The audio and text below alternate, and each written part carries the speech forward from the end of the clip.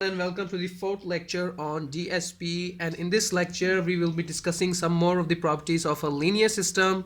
In the previous lecture, we have described many more type of systems like causal system, linear systems, and time invariant system.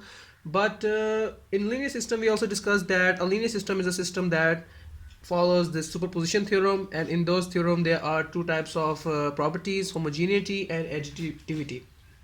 But these properties are, yes, they are important because they like provide the mathematical basis for defining linear system. Unfortunately, these properties alone don't provide most scientists and engineers with an intuitive feeling of what linear systems are about. The properties of static linearity and sinusoidal fidelity are often of help here, but these are not very important from a mathematical standpoint, but relate to how humans think about uh, linear system and understand them. We should pay some attention to these properties as well. Now, a static linearity defines how a linear system reacts when the signals aren't changing. That means the system is a static signal or is a DC signal. So the static response of a linear system is very simple. That is, the output is the input multiplied by a constant. The output would be equal to a constant multiplied with with the input. For example, if you were to consider the case of Ohm's law, we'll see that V is equal to IR. Here R is our constant and I is the input, and we will get the corresponding output, that is voltage. So we would get a graph. If we were to construct the graph of current, I is equal to V upon R, or of voltage, you would get a graph like, if it is a linear system and static and linearity is followed in this section, we will get a graph of a straight line that passes through the origin. We have the current on the y-axis and voltage on the x-axis, and for two types of resistance we'll have two graphs. One is of high resistance, let's say high resistance, and the other is of low resistance. Same is the case with Hooke's law. We know that for Hooke's law we have the equation F is equal to minus K into X, where X is the like elongation of a spring.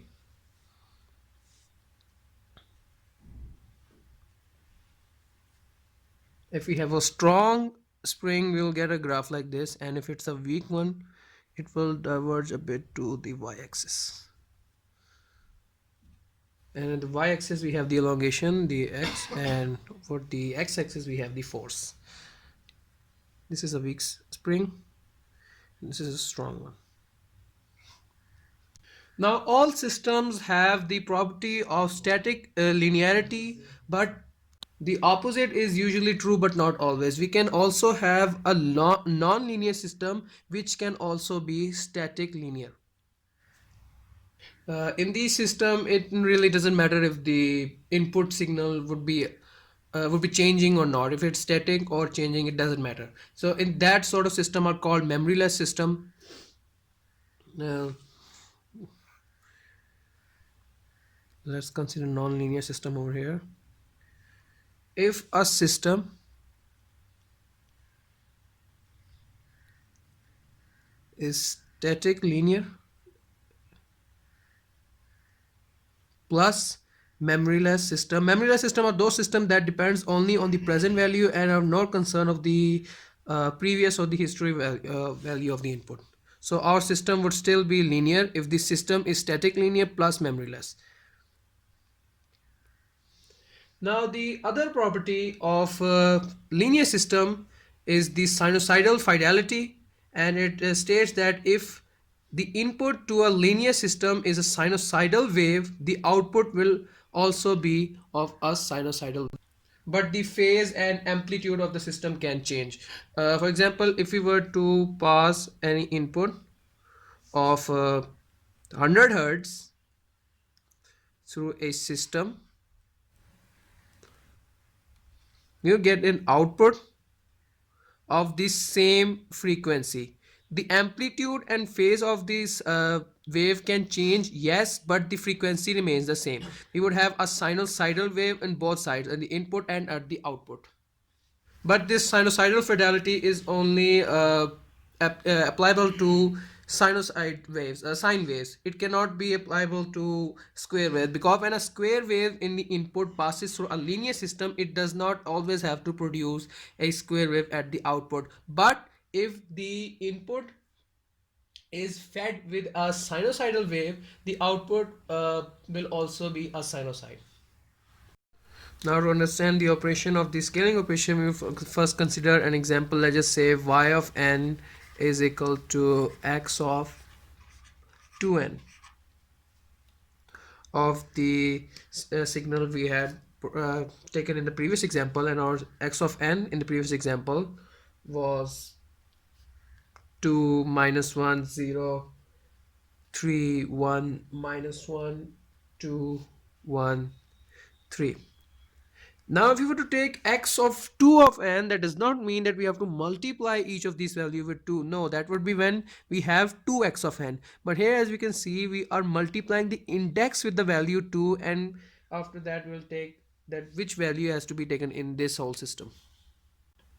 Let's mention the indexes at 0, 1, 2, 3, 4, 5, 6, minus 1 and minus 2. Alright, so if we were to take x of 0, obviously it would, we will have x of y of 0, then we will have x of 0, and that is 0. Yes.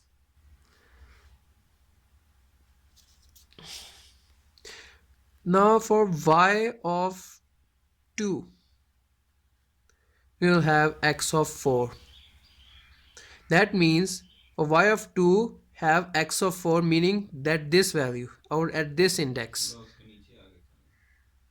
and or this index we have the value 2.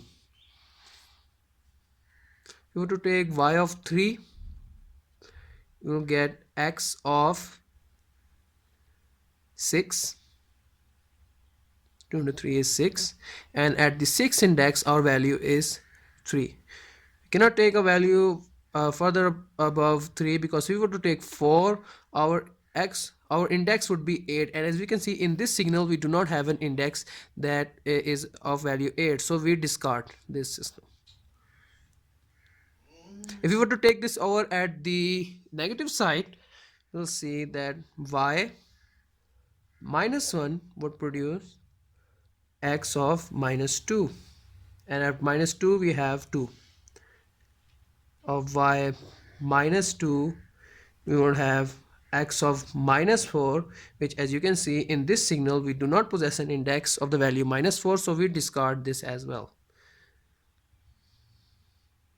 So our limitations would be in this signal would be from minus 1 to 3.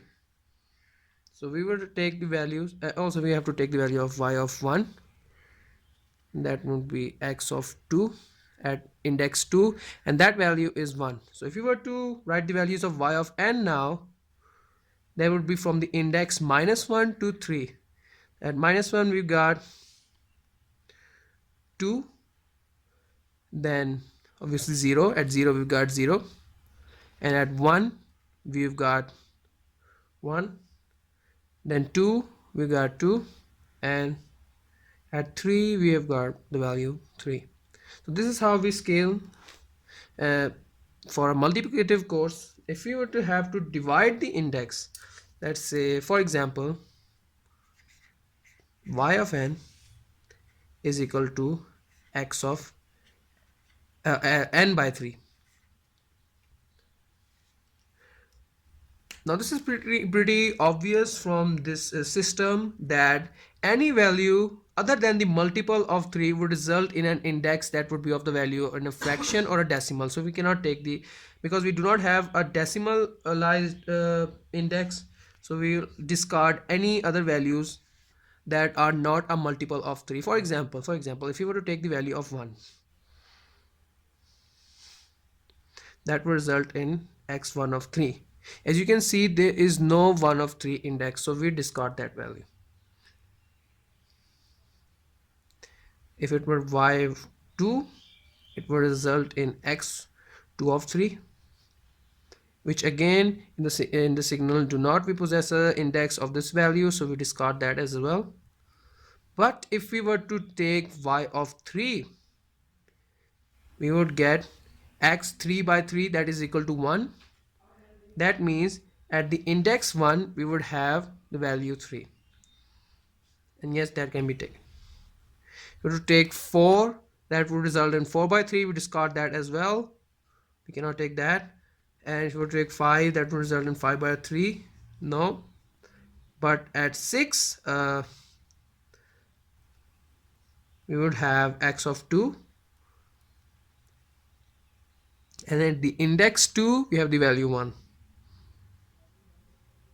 Now for 7 by 3 we cannot also take 7 by 3, 8 by 3, and over here 1 by 3 and 2 by 3. So any other value other than the multiple of 3 are discarded. Only the value of that are the multiple of 3 are taken in this signal. So we will get y of 3, y of 6, then goes y of 9, and at the index 3 we have the value -1. Then moving over y of 12, we have x of 4, and at 4 we have the value 2. Y of 15, we have x of 5, and the 5 we have 1, and in 18 we've got x of 6, that we've got the value 3. We cannot take another multiple at the right side of the 0 of 3, because that would result in an index that is not in the premises of this signal. So we do not have an index of the value 7, so we discard that as well. So our limitation on the right side would be to the value of y of 18, or at this we'll say like at index 6. Now if you were to look at the left side of the 0, you'll see that we have to take the negative multiples of 3. So we'll take y of -3, that will result in x of -1, and that is -1. Y of -6, x of -2, and that results in the value 2. You cannot take a value further, because that will result in an index value that is not contained in the premises of our signal. So we do not have an index value of -3, so we discard that.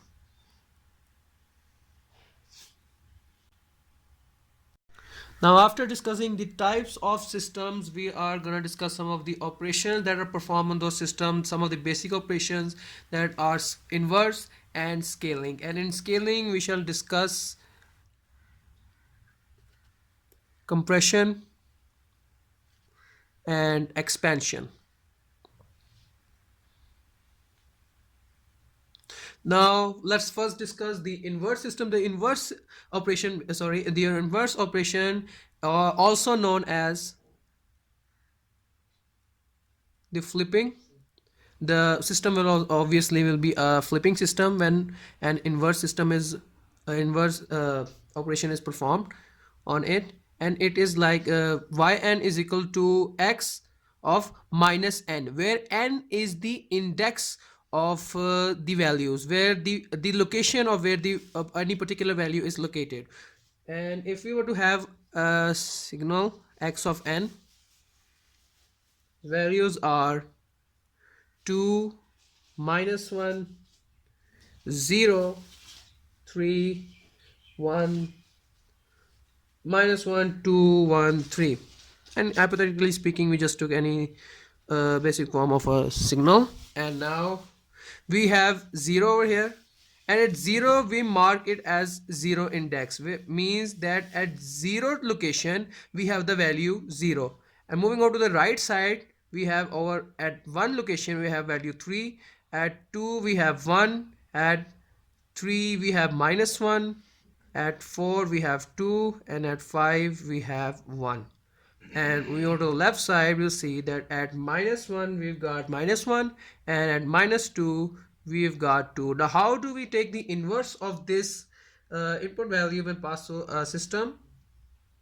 We just multiplied each of the index with the opposite value it holds and reverse its position. For example, if we have -2 over here, it would be 2.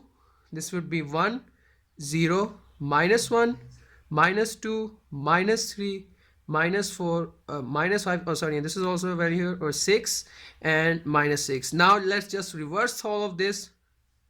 We will get -6, -5, -4, -3, -2, -1, 0, 1, 2. Now again, let us put the value of x minus n. See, we have x of minus n, means that we are reversing the location of the values. We cannot change the sign of the value when we have the input signal x of minus n. That would only be applied when the minus sign is outside this bracket, when we have minus x of n. But we do not have minus x of n, we do have x of minus n. So this new input signal would be, when passed through this system, at -6, at -6 we have 3, at -5 we have 1, 2, -1, 1, 3, 1, 2, -1, 1, and 3, 0, -1, 2. So we just reverse this whole signal when passed through this system, and we get the value of y of n. This is we have flipped our signal and obtained a reverse signal. So these are the indexes of this value.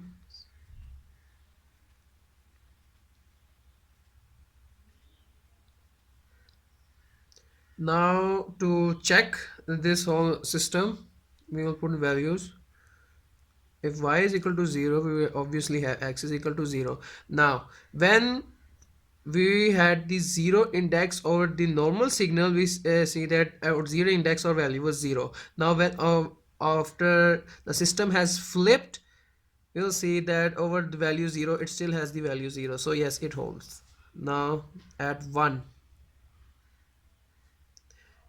before the system was flipped, at index 1 we had the value 3.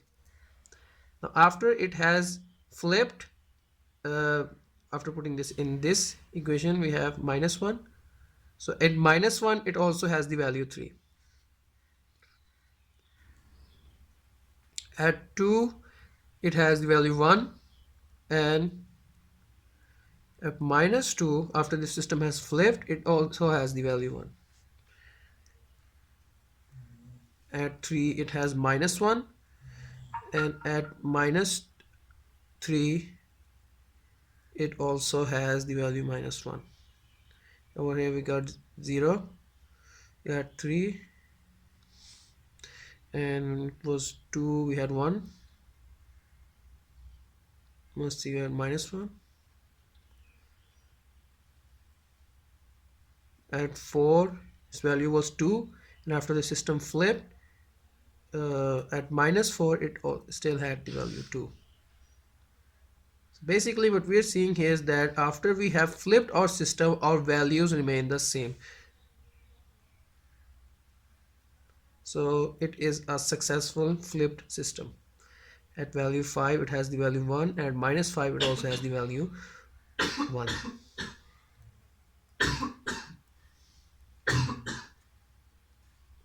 And so on for all other values. Now moving on to the next operation, the scaling operation. Now after performing the scaling operation of yn is equal to xn of 3, we have plotted our signal, output signal, in the form of a graph, and we will discuss that graph first in a zero order operation, the zero order operation of the graph.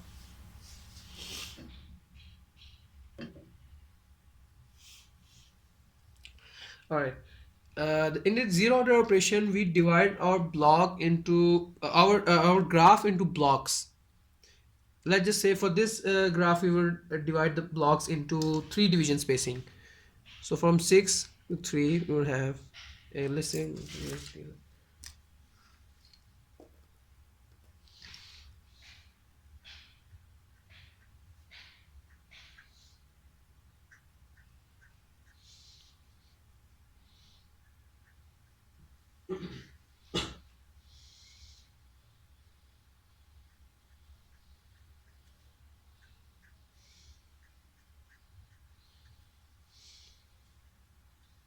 And now we will move from the top value of this signal to the top value of this. So over here,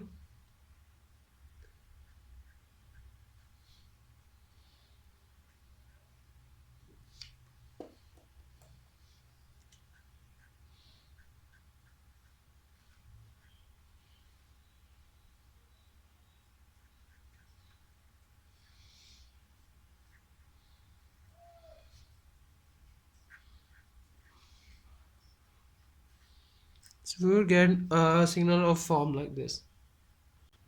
This is our zero hold operation. So the red dotted lines are our zero hold operation.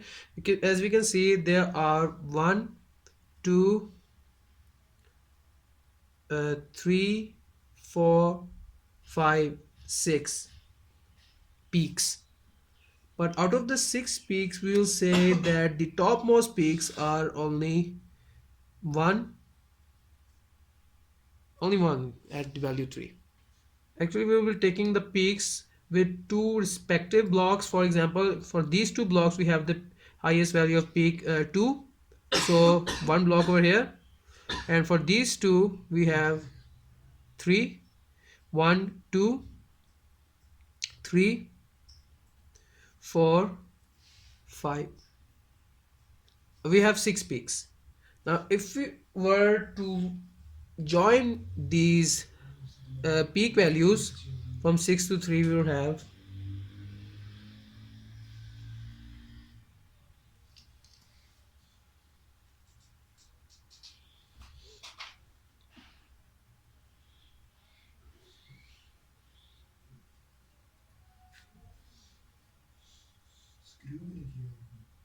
of like this. Two,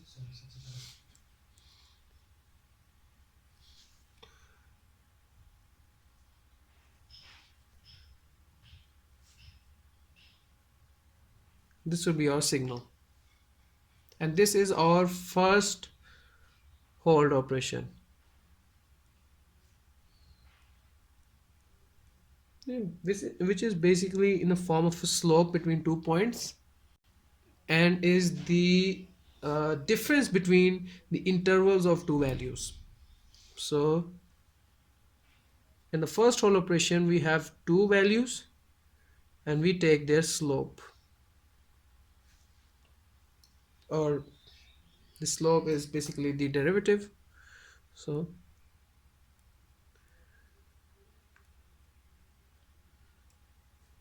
now there is another hold operation, which is the second hold operation, in which our signal would obtain a form of a curve,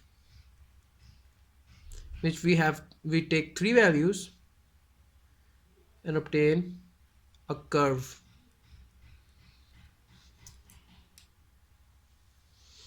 So it would probably go like, first starting from here, 1, 2, 3 value.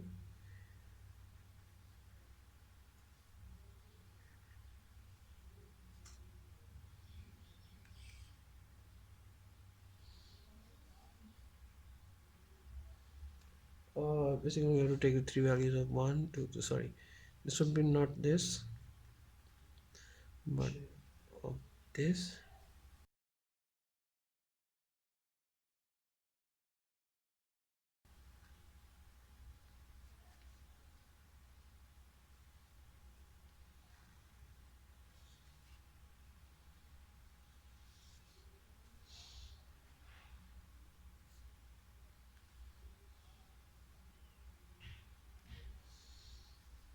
Sorry, this signal was supposed to go like this.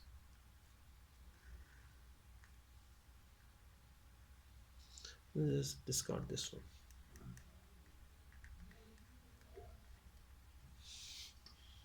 So ultimately our signal would kind of look like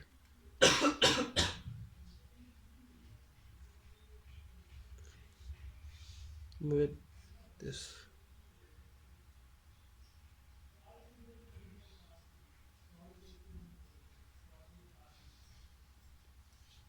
So after scaling of this system, we obtain a graphical representation of the system like this. So that will be all for the basic operation of a linear system, and see you guys next time.